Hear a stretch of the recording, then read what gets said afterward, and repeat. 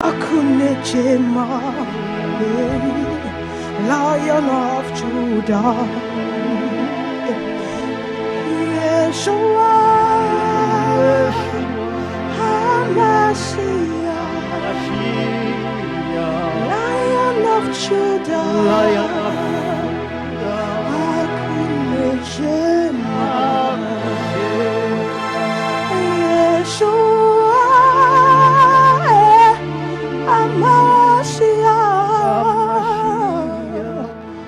Lion of Judah, Akunechema. Mon thème ce matin, c'est le chrétien qui réussit. Comme je vous l'ai dit à plusieurs reprises, Dieu m'a investi d'une mission. Et cette mission, c'est changer notre façon de penser. La mission qu'il m'a confiée, c'est de vous impacter, de nous impacter, de telle sorte que notre façon ancienne de penser change. Parce que nous aimons le slogan, nous serons la tête et non la queue, je suis la lumière du monde et autres. Mais nous ne vivons pas ces choses.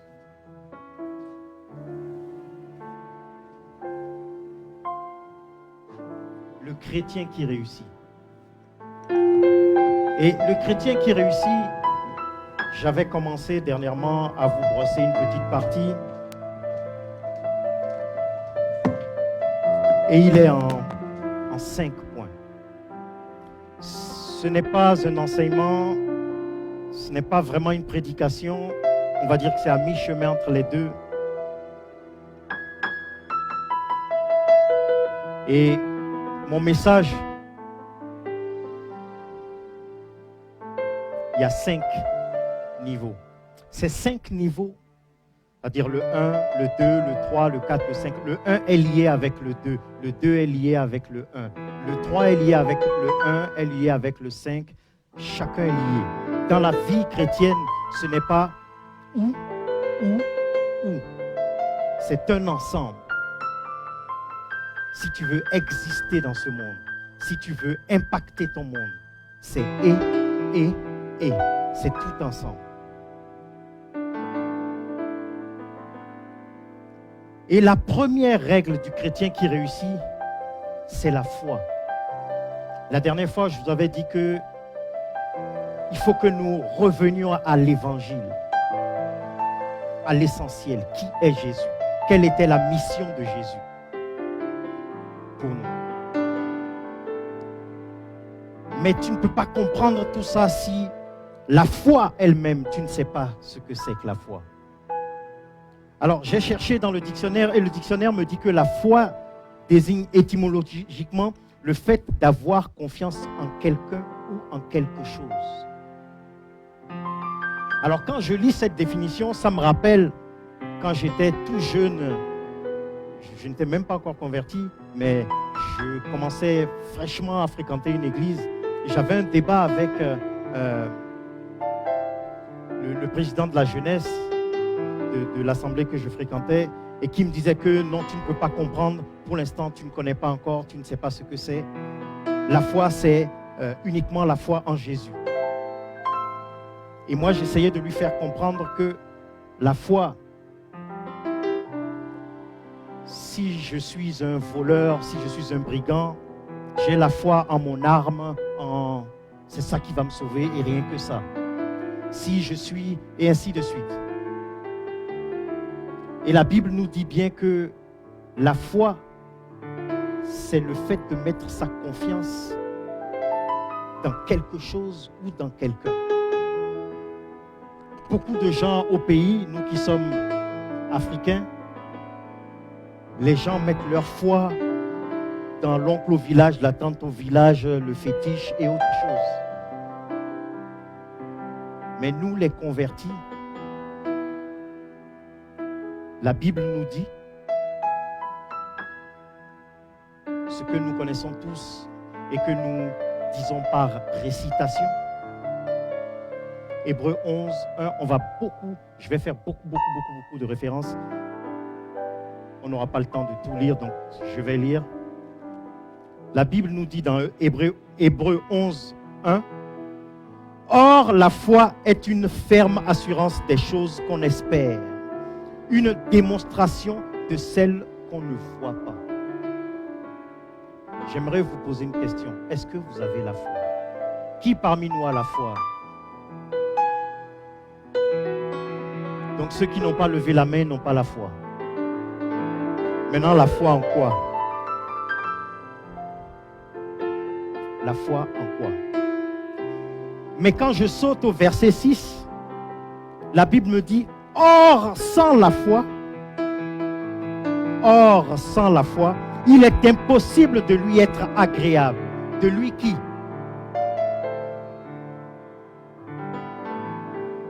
Car il faut que celui qui s'approche de Dieu croit que Dieu existe et qu'il est le rémunérateur de ceux qui le cherchent. Je reprends. Or, sans la foi, il est impossible de lui être agréable. Car il faut que celui qui s'approche de Dieu croit que Dieu existe. Il faut que nous croyions que Dieu existe réellement. Car il est le rémunérateur de ceux qui le cherchent. Il est le rémunérateur de ceux qui le cherchent. Je rends grâce à Dieu. Comme par hasard, ça fait partie d'un des... Car dans la salle, il y a des personnes qui ont impacté ma vie.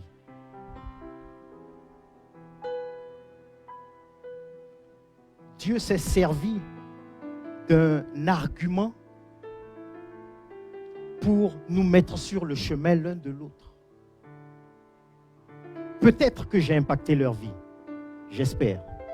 Mais je sais une chose, eux ont violemment impacté ma vie. Et c'est la raison pour laquelle je me suis permis de les inviter. Donc c'est le charmant couple que vous avez devant vous, derrière vous, à côté de vous. Parce qu'ils ont monstrueusement impacté ma vie. Et peut-être que je ne leur ai pas assez dit, je le dis devant, j'espère les milliers de gens qui nous suivent, je le dis devant vous, ils ont monstrueusement impacté ma vie. Moi qui suis pasteur, et j'ai toujours dit, et je le leur répétais toujours, je ne veux pas être un pasteur usurpateur, quelqu'un qui ment aux gens et autres.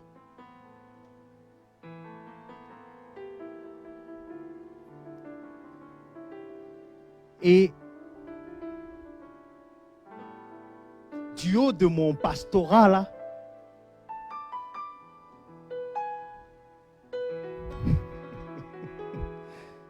oui, parce que quand on est pasteur, on te dit pasteur, on t'appelle pasteur, tu peux avoir la grosse tête, tu peux avoir les chevilles qui enflent. Mais juste par des actes, des actions, des paroles, des gestes, des comportements, ils m'ont violemment impacté.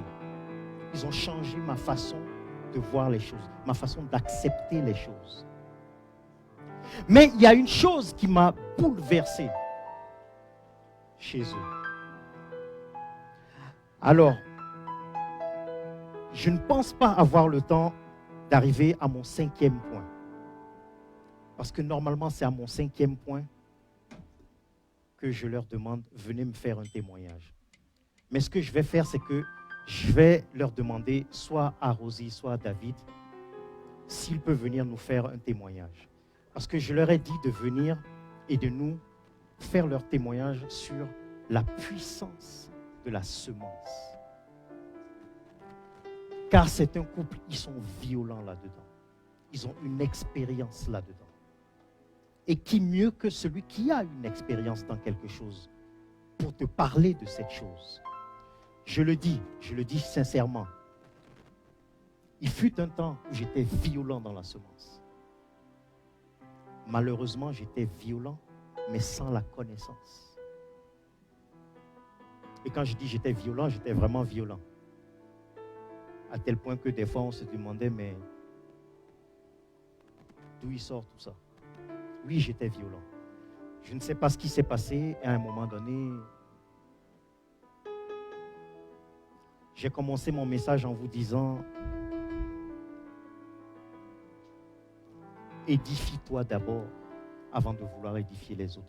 Donc, par leur témoignage, moi aussi, je serai édifié. On applaudit, s'il vous plaît.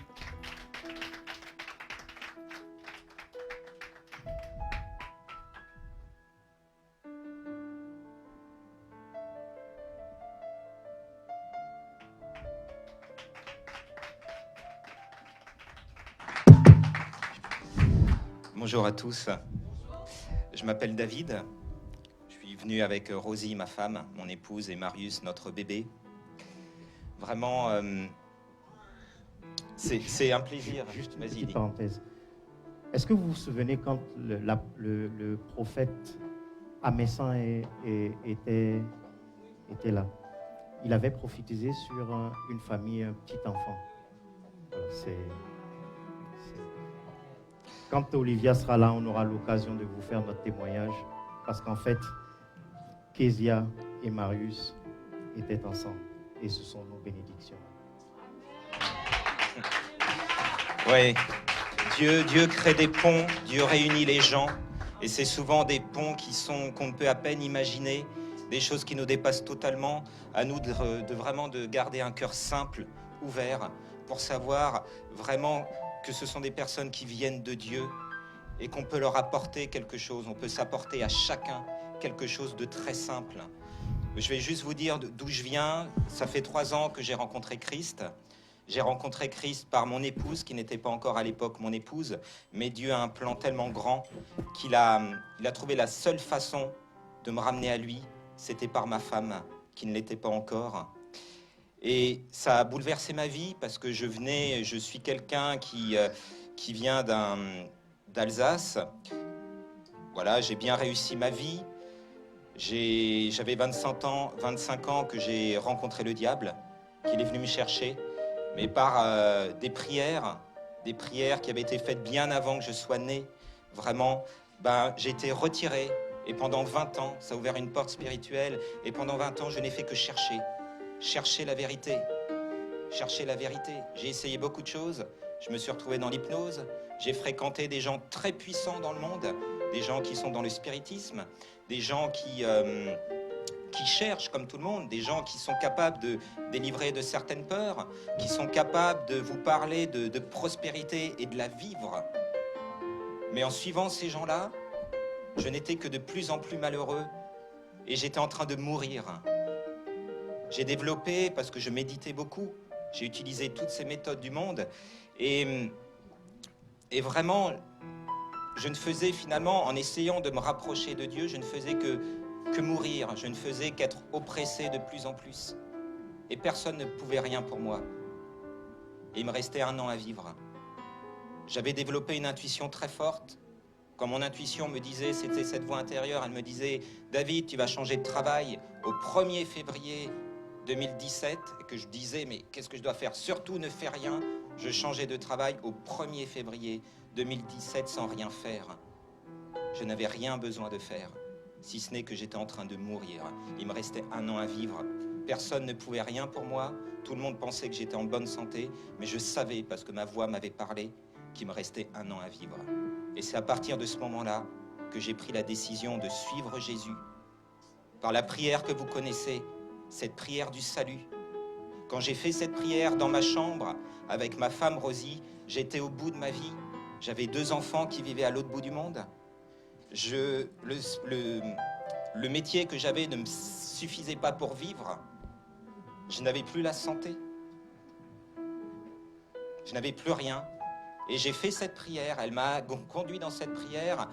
Et j'ai une grande voix tout de suite dans ma tête qui m'a dit « Non, ne le fais pas !» Mais il a suffi que je fasse cette prière pour que ma vie soit transformée. Et je suis devant vous, ça fait 3 ans. Ça fait 3 ans, ça va faire 3 ans à la fin de l'année que j'ai accepté Jésus. Et je suis là. Je suis là alors que je devrais déjà être mort. Et non seulement je suis en vie, mais le Seigneur a... J'ai l'impression d'être comme Abraham, il m'a redonné une famille. Il m'a donné un enfant. Il a fait en sorte que mes enfants se rapprochent de moi. Mon fils, aujourd'hui, l'aîné qui a 19 ans, vit avec moi. Il m'a changé de travail sans que je ne fasse rien. Il a doublé mon salaire sans que je ne fasse rien. Avant le Covid, juste avant le Covid, j'ai une prime exceptionnelle de 700 € alors que je ne le méritais même pas. Dieu, si on estime que Dieu est notre pourvoyeur, si on met notre foi en lui, si on obéit aussi des fois à ce qu'il nous demande, il pourvoit tout. Il est cette puissance qui agit infiniment au-delà de tout ce que nous demandons ou pensons. Donc arrêtons de penser. Arrêtons même de demander. Et obéissons simplement. Je vais vous dire, je pensais à la semence. Alors c'est vrai que je suis quelqu'un qui s'aime beaucoup.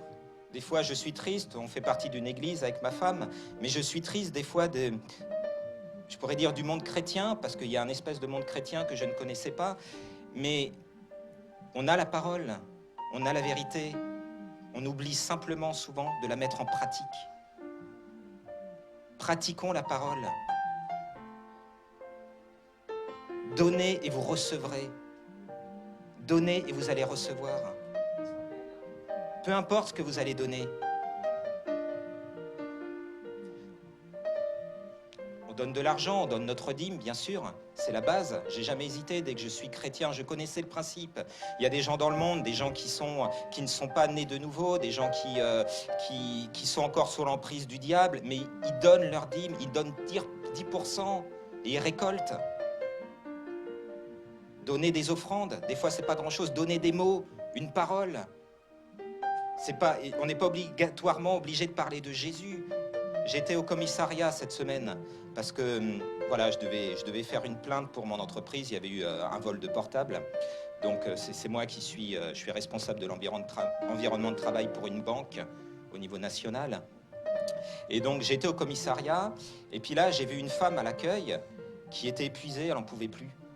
Et elle m'a dit, voilà, vous voyez, moi je fais partie de la brigade, mais on est obligé de faire l'accueil. Et on sentait qu'elle était épuisée. Et dans mon cœur, j'ai eu simplement, à la fin, de lui dire « Merci pour tout ce que vous faites. On a besoin de vous. » Elle m'a regardé, elle m'a remercié, simplement. On est là, comme disait Pasteur Serge, on est là pour impacter notre entourage. On est là pour impacter nos proches déjà, notre famille. Notre parole, c'est une semence. Qu'est-ce qu'on dit à nos enfants? Est-ce qu'on leur dit qu'ils sont nuls? Ou est-ce qu'on leur dit, comme notre père le fait, t'as fait une erreur, c'est pas grave. C'est pas grave, c'est comme ça qu'on apprend. C'est en faisant des erreurs. Et je serai toujours là pour toi. J'ai l'habitude aussi de semer des livres. Voilà, j'ai un truc dans mon cœur, simplement, c'est tiens, offre ce livre-là. Parce que je suis quelqu'un qui lit beaucoup. Donc j'offre des livres. On va me dire, tiens, donne 10 € à ce frère. Donne 50 € à cette personne-là. Je le fais tout simplement. Et je ne regarde jamais, jamais à ce qui va arriver après. Je le fais, je fais le job. J'ai aucun intérêt à le faire. On n'a aucun intérêt. Nous, on ne peut rien. Il n'y a que le Saint-Esprit qui peut. Nous semons, nous arrosons, nous récoltons, nous moissonnons. Mais c'est Dieu qui nous fait croître. Vous savez, avec ma femme, nous sommes simplement je pourrais dire des exemples. Nous, on sème nos prières. Je crois en la prière. Quand j'étais dans le monde, je récoltais par mes prières, alors que j'étais dans le monde. Mais Dieu pleut aussi sur les injustes. Il fait briller le soleil aussi sur les injustes. Nous, en tant que chrétiens, on ne peut pas se permettre de juger les gens. On ne peut pas se permettre de le faire. C'est pas juste. Jésus ne nous a pas jugés. Donc des fois, on oublie qu'il suffit aussi écouter, c'est une semence. Écouter les gens, essayer de comprendre les besoins.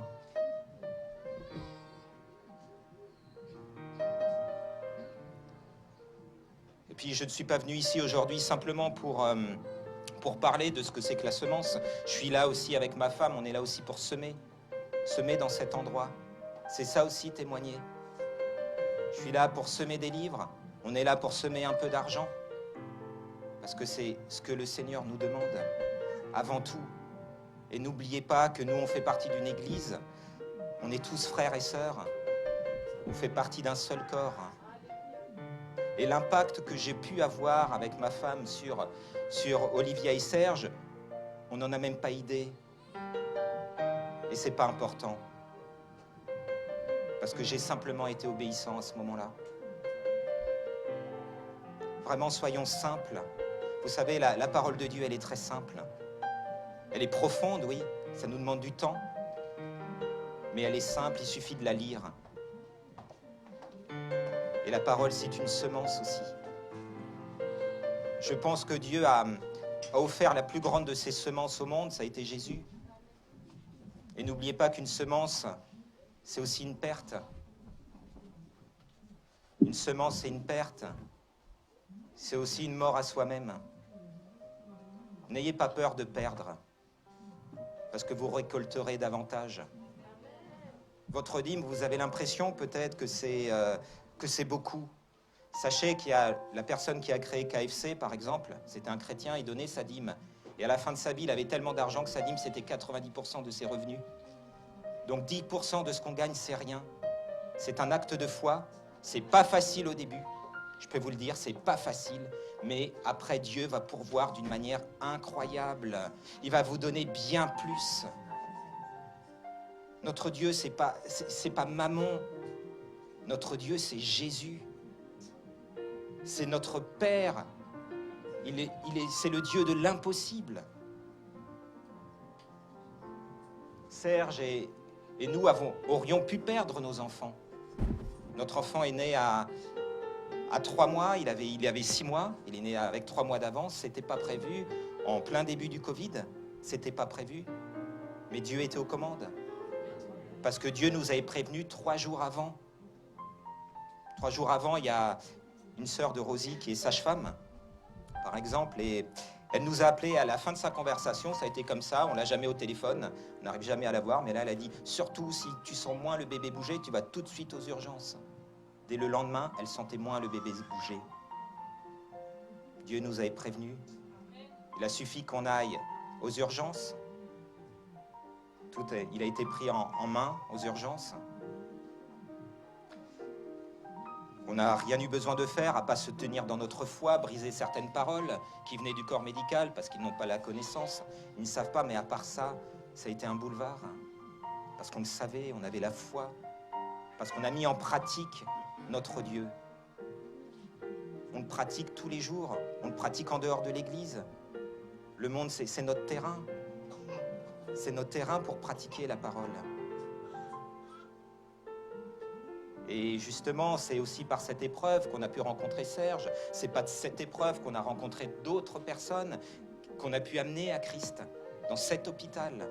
Parce que le monde a tellement besoin de nous. Le monde a besoin de nous sans qu'on les juge. Ils ont juste besoin d'une écoute. Ils ont juste besoin des fois d'une parole de réconfort, d'une parole d'amour. N'oublions pas, l'amour, c'est une semence aussi. Et à l'image de Christ, on est là pour semer notre vie. Soyons une semence vivante dans tous les domaines. Vraiment, je peux vous encourager. Moi, j'ai une foi très simple. Je lis la parole, je la mets en application. Et puis des fois, ça ne marche pas. Donc je me demande, mais pourquoi ça ne marche pas, Seigneur? Puisque c'est la parole, c'est la vérité. Qu'est-ce qui fait dans ma vie que ça ne fonctionne pas? Parce que si ça ne fonctionne pas, ça ne vient pas de toi, ça vient forcément de moi. Ayons cette foi simple en la parole. Ayons cette foi simple en Jésus. Mettons vraiment en pratique la parole avant qu'il ne soit trop tard, avant d'être malade. Mettons-la aussi en pratique. Et prions. Prions, c'est notre semence de chrétiens, c'est nos prières. Vraiment, passez du temps, je vous en conjure, dans la présence, parce que notre Père a besoin qu'on soit intime avec lui. C'est une relation. Nous ne sommes pas dans une religion, nous sommes dans une relation. Vraiment. Je vous remercie vraiment, je remercie le Seigneur pour cet endroit. Parce qu'il est au milieu de nous. Vraiment. Et quand Dieu est aux commandes, quand il crée des ponts incroyables, c'est qu'il y a quelque chose d'incroyable qui va se passer. Amen, amen. Et si je viens ici avec ma femme, si nous sommes là aujourd'hui, c'est pour semer. Parce que c'est le début de quelque chose ici. Par contre, ça a un prix. Ça a un prix. C'est que vous soyez tous une semence. Une semence doit mourir à elle-même pour se multiplier.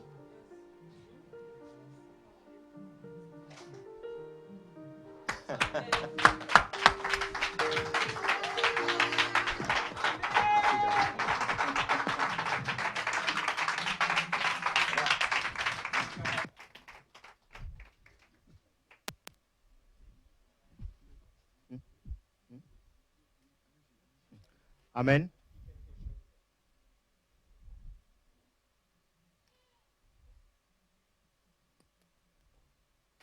Amen.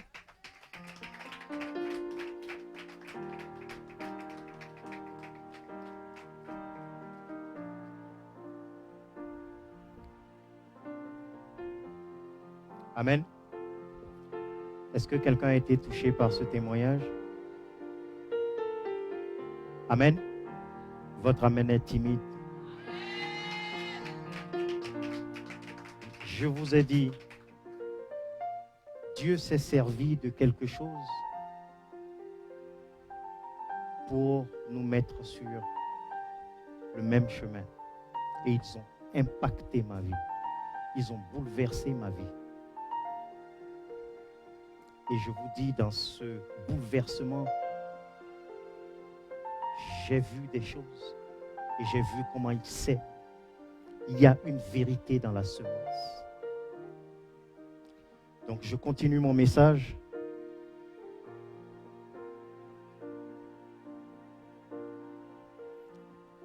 Donc la Bible nous dit dans Romains 10, 17, ainsi, la foi vient de ce que on entend. Et ce qu'on entend vient de la parole de Christ. Maintenant, quand on dit ce qu'on entend vient de la parole de Christ, est-ce que vous avez entendu Christ hier, aujourd'hui, avant-hier? Est-ce que vous avez entendu Christ? La parole vient de ce qu'on entend. Moi, je pense que ce qu'on a entendu aujourd'hui, c'est la parole. J'ai entendu qu'un seul amen. Vous ne comprenez pas. Est-ce que ce qu'on a entendu tout de suite est mensonge? Est-ce que ce qu'on a entendu tout de suite est là pour te détourner? Mais la Bible nous dit que ce qu'on entend vient de la parole de Christ. Moi, je suis convaincu que ce que j'ai entendu vient de la parole de Christ. Dans Jean 6, dans Jean 14, verset 6, pardon,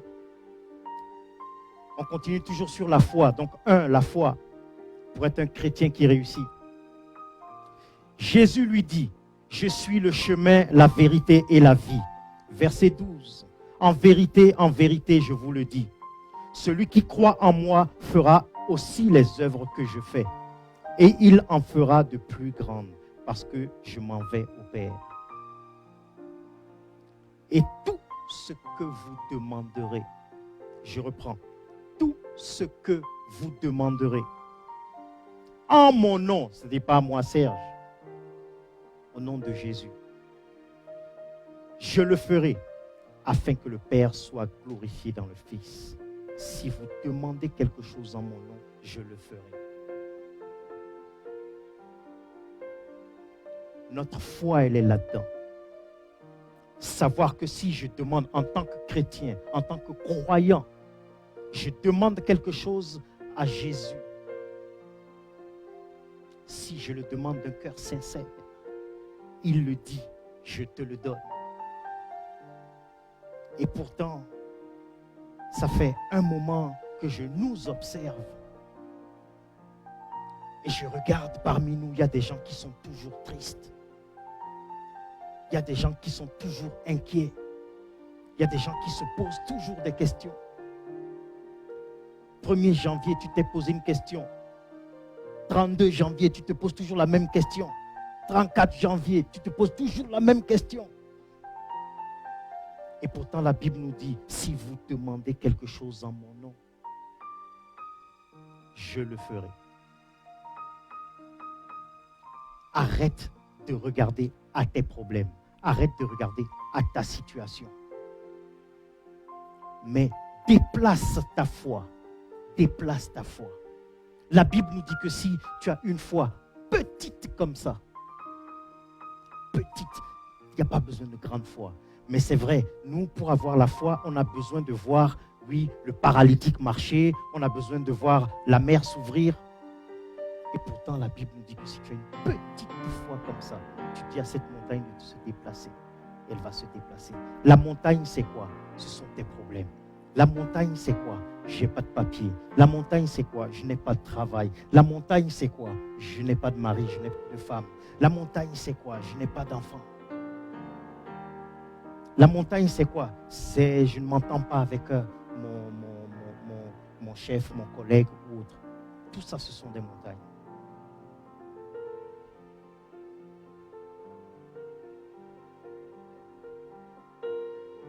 Point numéro 2. Si vous demandez c'est quoi? C'est la prière. Pareil, j'ai cherché dans le dictionnaire, la prière, c'est quoi la prière? Le dictionnaire me dit que la prière, c'est un ensemble de formules, en général codifiées, par lesquelles on s'adresse à Dieu. Un ensemble de formules codifiées. Ce qui veut dire que pour t'adresser à Dieu, il y a un code. Le code numéro 1, c'est la foi. Code numéro 2, la prière.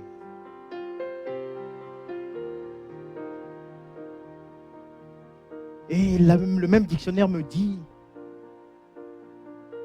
que supplication, c'est la prière faite avec insistance et soumission.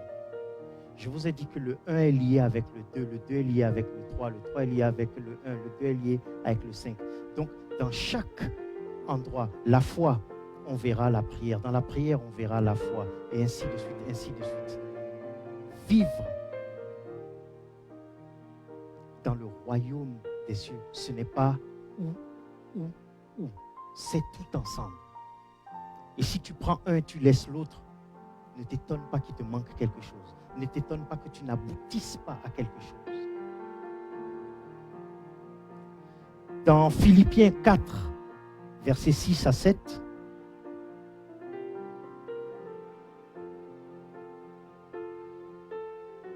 la Bible me dit, ne vous inquiétez de rien, mais en toute chose, faites connaître vos besoins à Dieu par des prières et des supplications, avec action de grâce. Et la paix de Dieu qui surpasse toute intelligence gardera vos cœurs et vos pensées en Jésus-Christ. On revient encore à Jésus-Christ. Tout à l'heure, David nous a parlé de la semence, de l'action de grâce. Mais il nous a démontré par l'exemple. Il a semé en même temps. C'est bizarre, ça fait partie du point numéro 3, l'action. Je reste toujours dans la prière. Dans Matthieu 7, versets 7 à 8, la Bible nous dit, demandez et l'on vous donnera. C'est bizarre, dans la foi, il y avait aussi demandez et on vous donnera. Cherchez et vous trouverez. Frappez et l'on vous ouvrira. Car quiconque demande reçoit. Celui qui cherche trouve. Et l'on ouvre à celui qui frappe. Mais dis-moi, est-ce que tu frappes? Est-ce que tu frappes à la bonne porte? Est-ce que nous frappons à la bonne porte?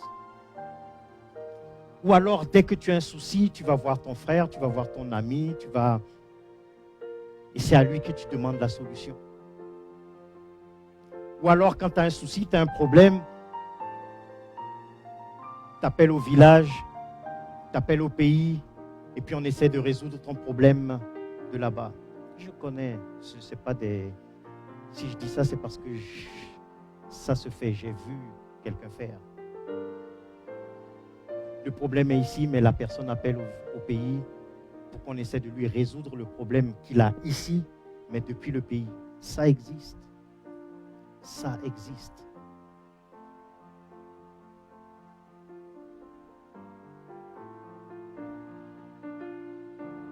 Demandez et on vous donnera. Demandons, on nous donnera.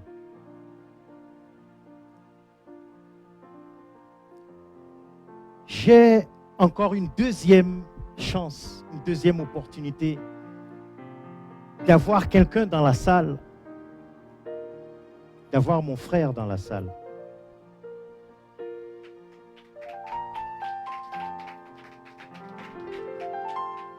Il ne savait pas que j'allais parler de lui, hein. Mais ça tombe très bien que tu sois là.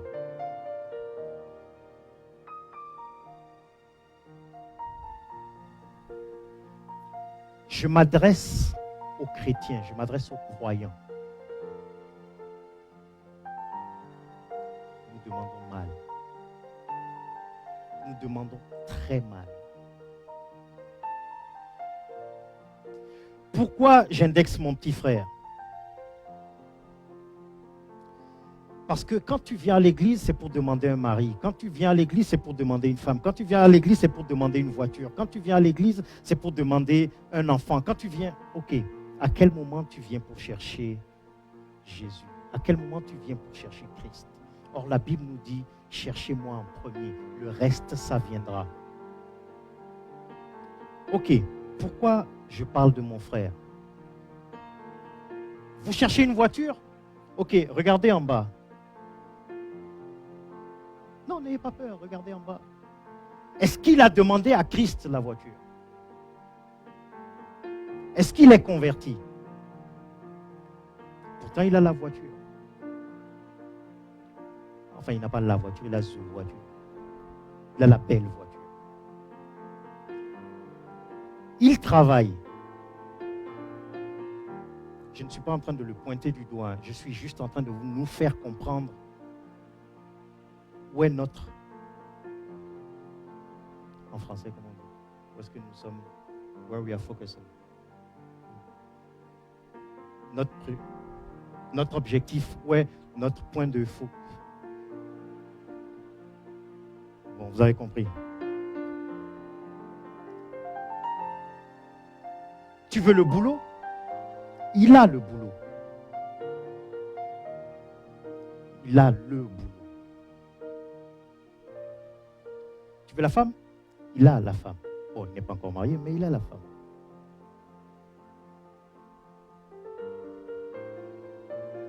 Nous sommes là à courir après. On n'a pas, on se plaint, on pleure, on gémit, on ronronne,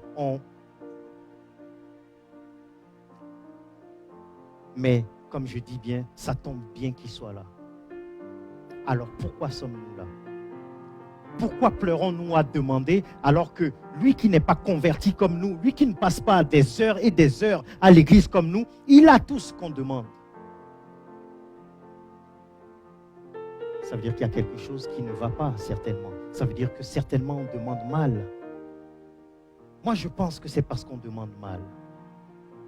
Je pense aussi que c'est parce que, en tant que chrétien, on démissionne d'une certaine partie. Et j'ai écrit une belle phrase, il faut que je la retrouve, cette phrase.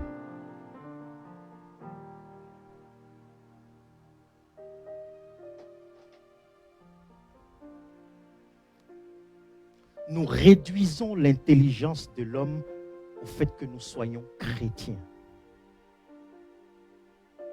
Parce que je suis chrétien, et je reprends encore un exemple que j'ai l'habitude de prendre, parce que je suis chrétien, je n'ai plus besoin de chercher. Il suffit que je prie et je vais avoir. Et j'avais un ami,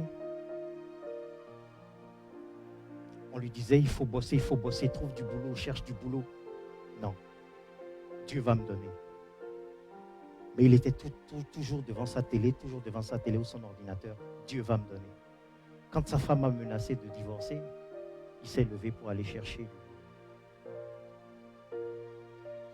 Parce que 1 mois, 2 mois, 3 mois, 4 mois, 5 mois, 6 mois, le boulot ne venait toujours pas.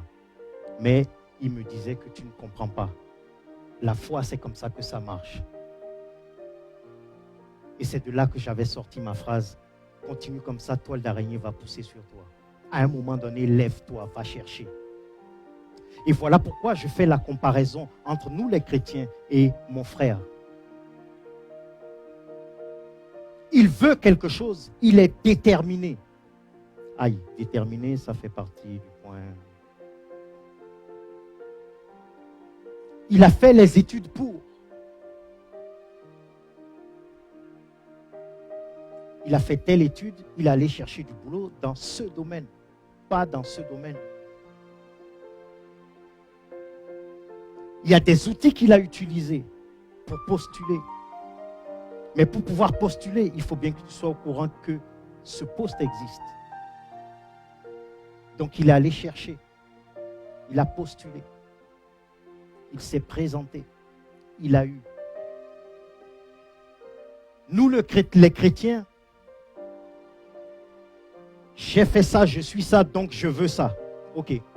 Seigneur, je veux ça. Okay. Seigneur, je veux ça. Mais l'étape d'aller chercher, voir si ça existe.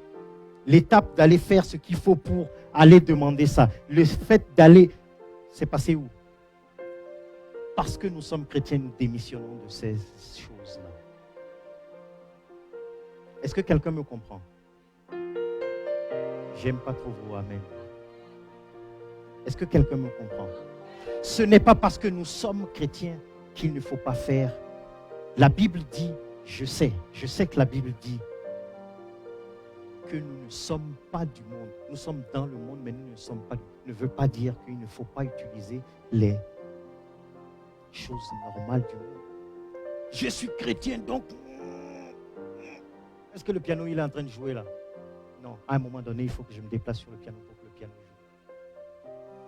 Sinon, reste là, médite comme tu veux pendant 20 jours, jeûne à sec. Le piano ne jouera pas si tu ne te déplaces pas pour aller taper sur les notes. Est-ce que quelqu'un me comprend? Jérémie 29, 12. Vous m'invoquerez et vous partirez. Vous me prierez et je vous exaucerai.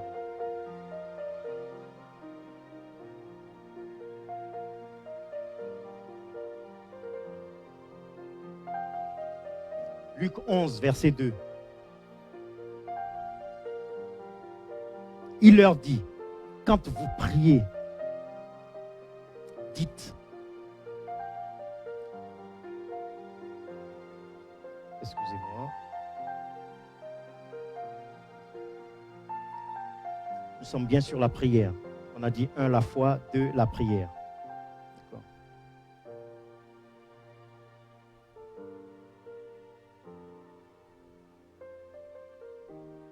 Il leur dit, quand vous priez, dites, Père, que ton nom soit sanctifié, que ton règne vienne, que ta volonté soit faite sur la terre comme au ciel. Donne-moi aujourd'hui mon pain quotidien. Pardonne-moi mes offenses comme je pardonne aussi à ceux qui t'ont offensé. Ne me soumets pas à la tentation, mais délivre-moi du mal. Personnalise-moi cette prière. Personnalise cette prière. Qu'elle devienne la tienne. Mais Jésus a dit, quand vous priez, priez comme ça. À aucun moment, il a dit je. Seigneur, donne-moi. Seigneur, je.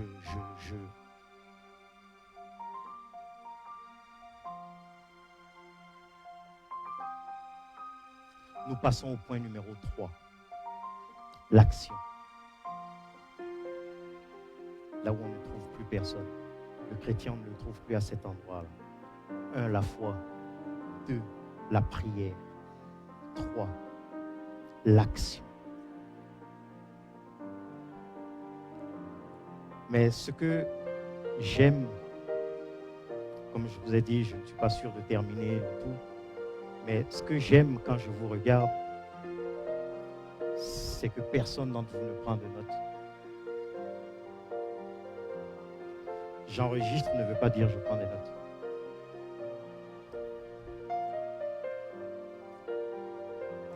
Mais je vous assure, c'est important de prendre des notes. L'action. 2 Timothée 2, 1 à 7. Toi donc, mon enfant, fortifie-toi dans la grâce qui est en Jésus-Christ. Et ce que tu as entendu de moi en présence de beaucoup de témoins, confie-la à des hommes fidèles qui soient capables de l'enseigner aussi à d'autres. Souffre avec moi comme un bon soldat. Un soldat est quelqu'un qui agit sans réfléchir. Un soldat est quelqu'un qui fonce. On lui a dit fais ça, il fait ça. Et quand il fait, il obtient ce pourquoi il est parti. Il n'est pas de soldat qui s'embarrasse des affaires de la vie s'il veut plaire à celui qui l'a enrôlé. Vous ne m'avez pas compris. Pour être un bon chantre, il faut être un bon soldat. Bon, je ferme la parenthèse parce que ça c'est autre chose. Mais j'ai balancé ma boule puante. Pour être un bon chantre, il faut être un bon soldat. Les amens ont disparu. Ensuite, la Bible dit, et l'athlète n'est pas couronné s'il n'a combattu suivant les règles. Il faut que le laboureur travaille avant de recueillir ses fruits. Si tu ne travailles pas, si tu ne bosses pas, tu n'auras pas. Je reprends, si tu ne travailles pas, si tu ne bosses pas, si tu ne vas pas, si tu ne transformes pas, si tu n'écris pas, si tu n'obtiendras pas. Nous passons notre temps à prier. Déjà, je ne sais pas si nous prions bien, mais nous passons notre temps à prier. Mais à un moment donné, quand tu as fini de prier, il faut agir. Et c'est là que nous démissionnons.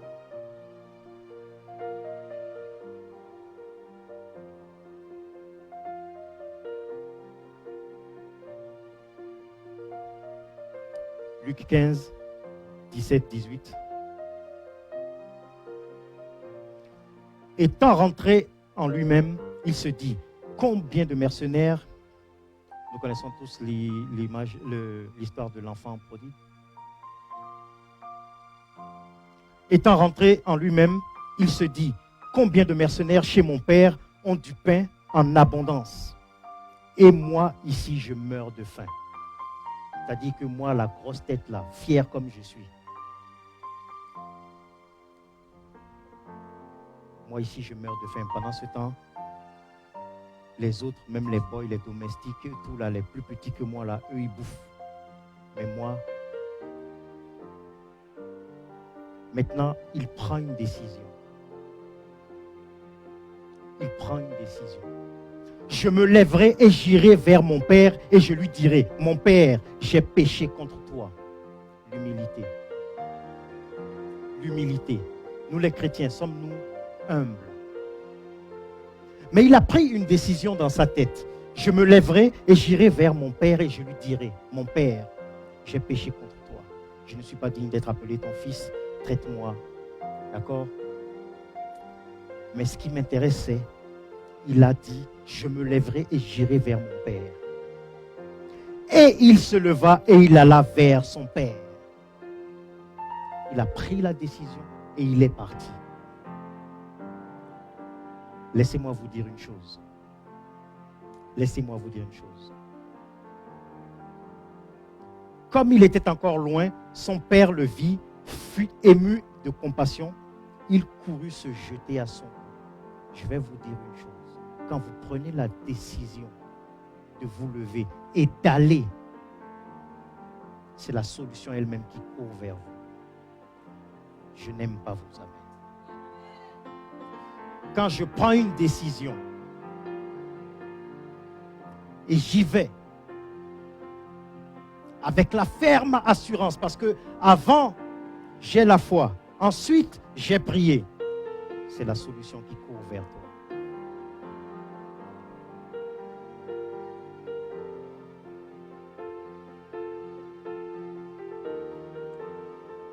Le temps m'est compté.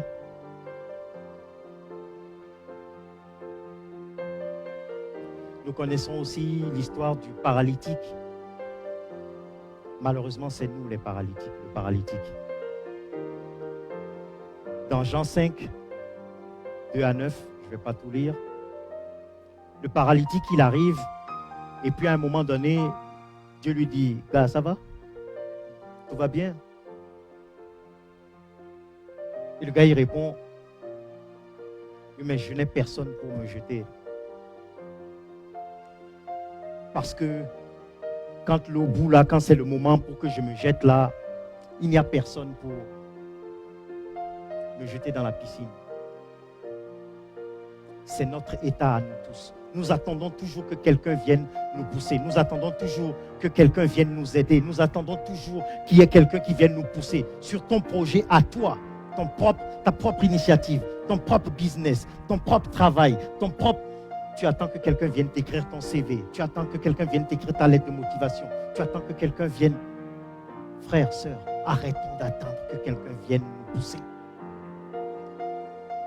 Parce que si on lit Jean 5, 2 à 9, on verra qu'à un moment donné, Jésus a juste dit, ok, bon frère, prends ton lit.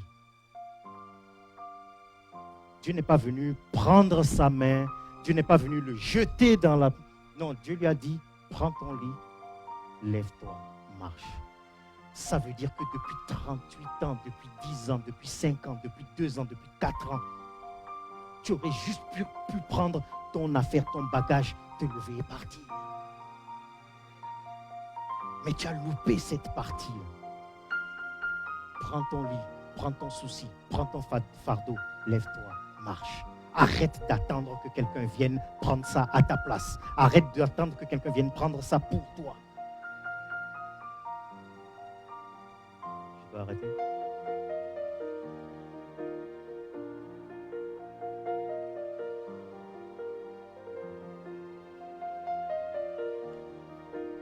La prochaine fois, il nous restera la persévérance. Et ensuite, rendre grâce.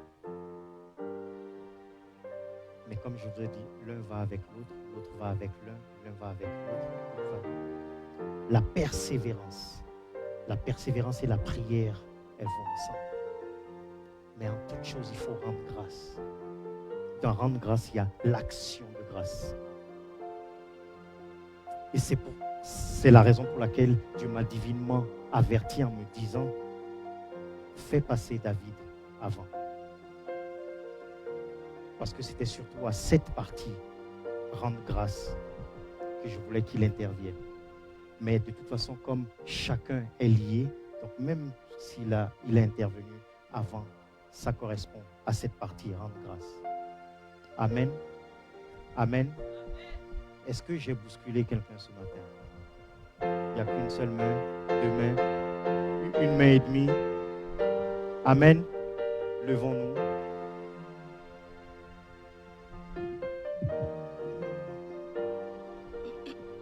Et nous allons élever la voix en disant, chacun selon le souci que tu as, selon le fardeau que tu as, tu vas demander à Dieu, enseigne-moi à prier, apprends-moi à te demander.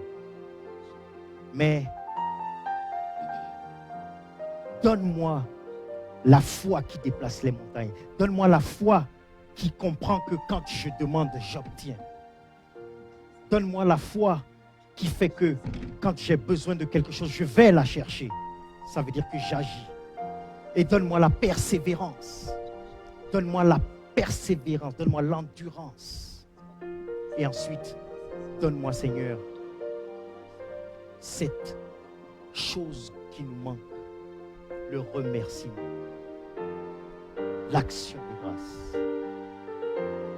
Chose aussi que nous démissionnons. C'est ces 2 éléments où nous démissionnons. L'action et rendre grâce. Élève ta voix de là où tu es.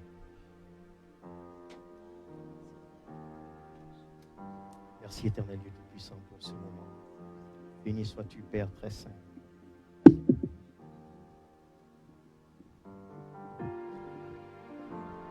De là où tu es,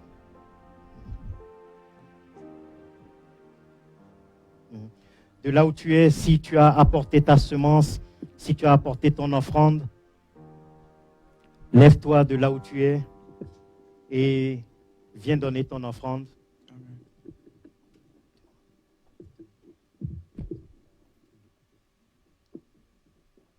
Viens apporter ton offrande.